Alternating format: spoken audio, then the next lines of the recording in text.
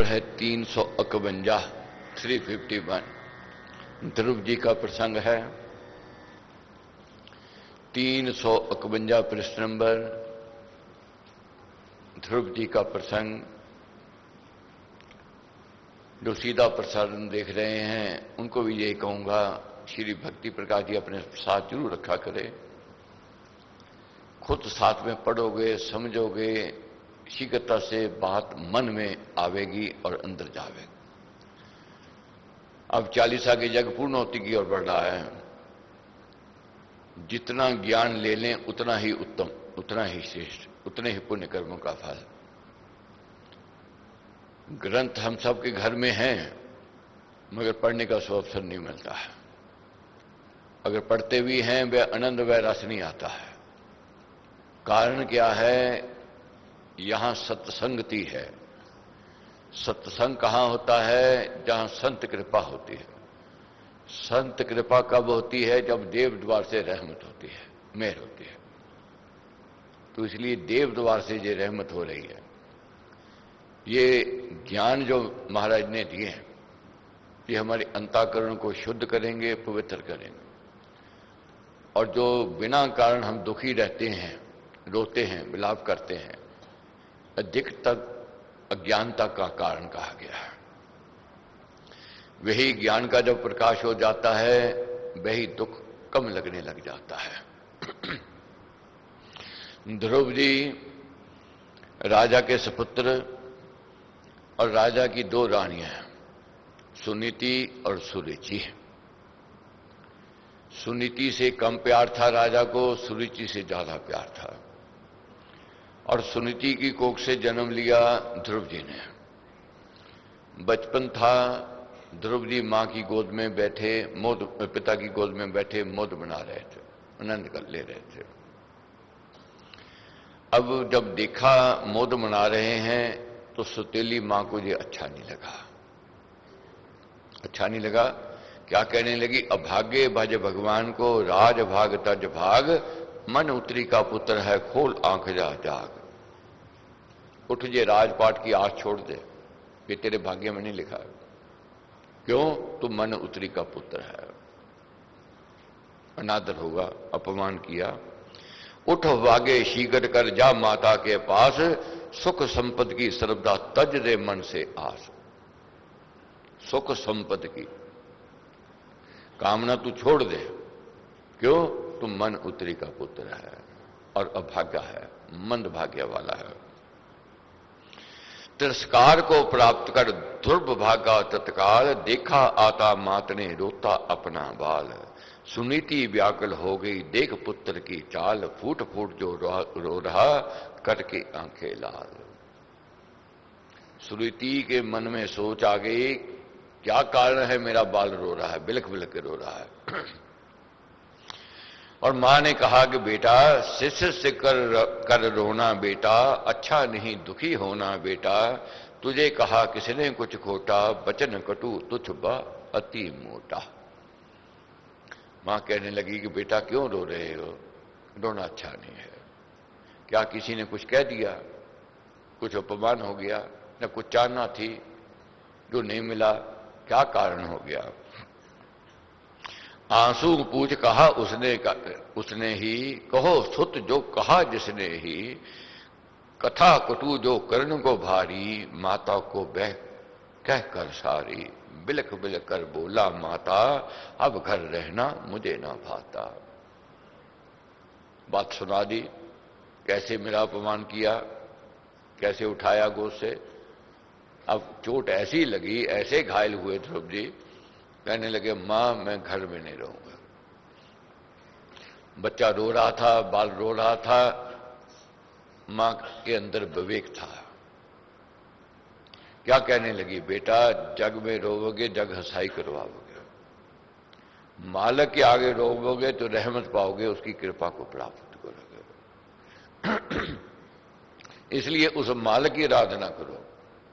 बाधा बड़ी विषम जावे, वैर विरुद्ध बिगड़ बढ़ जावे। राम नाम जपिए सुखदाता, सच्चा साथी जो हित करता था। वही एक सच्चा साथी है, वही हित करने वाला है। उसके आगे गिड़गिड़ाओ, उसके आगे प्रार्थना करो। भज भगवान भजू सब माया, जिससे ऐसा दिन है आया, भक्ति भजन की रीति बताना, मंगल पथ में मुझे लगाना।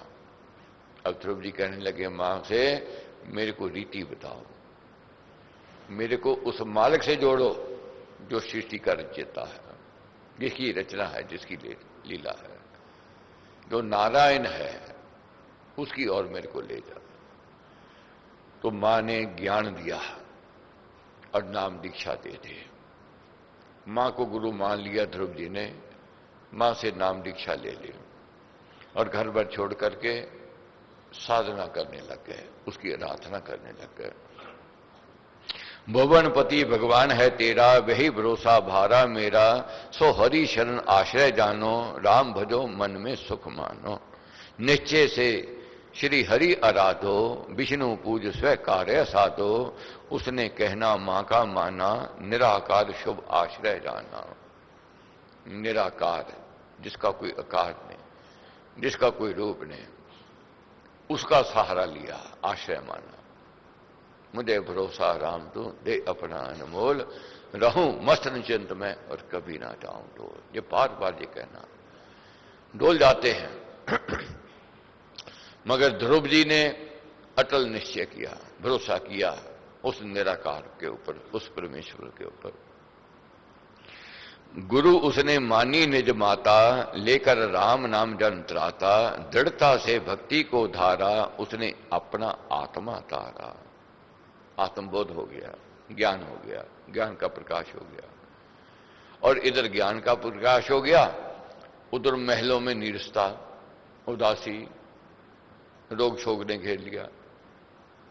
दौलत बेशुमार महलों में, सुख के साधन बेशुमार, मगर सुख का अभाव, दुखी रहने लगे।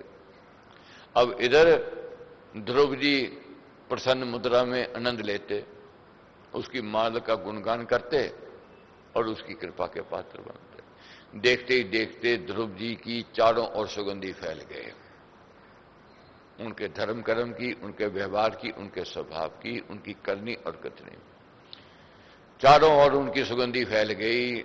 लोग उनके अनुयायी बन गए। और इधर महलों में दुख, उदासीनता, निराशा ने घेर लिया। तब प्रेरणा आई कि जाओ ध्रुव की शरण में जाओ अगर सुख चाहिए। और वही राजा रानी जो जिन्होंने निकाला था ध्रुव को, शरण में आए किसकी? ध्रुव जी के। ध्रुव जी ने अपमान नहीं किया, अनादर नहीं किया, बदला नहीं लिया। उनको भी ज्ञान दिया, उनको भी तारा, उनको भी भक्ति पथ पर लगाया। क्या कहा? परमेश्वर विमुख होकर के व्यक्ति सुखी नहीं हो सकता है। सुख परमेश्वर के संग रहने से है। तीन लोक का समझिए सार, राम नाम सब ही सुखकार।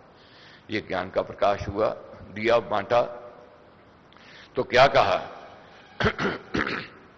जग में भक्ति नाद गुजाया, सब जन में हरि नाम बसाया, सुरुचि सह सुत शरण में आई, उसने वह भव पार लगाए। इसलिए महाराज ने कहा, जो भी ज्ञान मिला है, जो भी कोई गुण है, विशेषता है, इसको अपने तक भी सीमित नहीं रखना है। इसको आगे विकास के लिए और बढ़ाना है और बांटना है। तो 40 का यज्ञ कर रहे हैं, अपने तक सीमित नहीं। जितना बांटेंगे उतना अधिक फल हमें मिलेगा। किसी को गलत दिशा में ले जाएं, उसका भाग्य बदल दें, बिगड़ जावे और वह बदशीष देवेगा। वे ही किसी को सही जगह ले जाओ, जिसका भाग्य उज्जवल हो जाए, वह सदा शुभ आशीष देवेगा, सदा तुम्हारे लिए मंगल मांगेगा। तो इसलिए ये पूंजी मिलेगी मिलेगी। कोई तीसरा दूसरा तीसरा ले जावे, उसका जैसे बुराई का बुरा फल मिलता है बुरा कहने वाले को, बुरी दिशा दिखाने वाले को, इसी प्रकार पुण्य का फल मिलता है।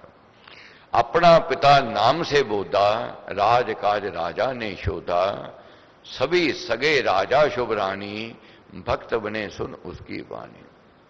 सभी सखे संबंधी उसके भक्त बन गए, अनुयायी बन गए। तो ऐसा आनंद आया, ऐसी मस्ती आई, ये नाम में मस्ती है, उसकी कृपा में मस्ती है। सुख के साधन तो व्यक्ति खरीद सकता है, मगर सुख नहीं खरीद सकता है। सुख उसकी शरण में जाने से ही मिलता है। तो यही कामना है कि सुखी, सम्मानित और स्वस्थ जीवन मिले प्रभु।